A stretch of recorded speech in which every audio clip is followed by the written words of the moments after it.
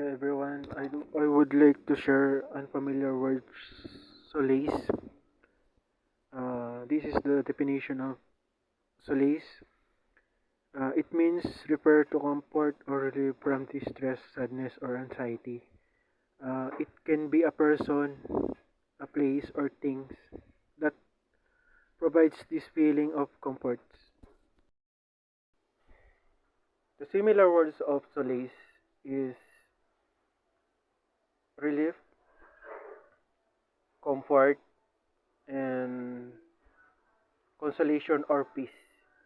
The opposite meaning of solace is distress, anxiety, or worry. Here, one example of using words solace in a sentence. In the quiet solitude of the morning, the warm coffee offered solace, a comforting balm to my troubled soul. That's all, Doc B and everyone. Thank you.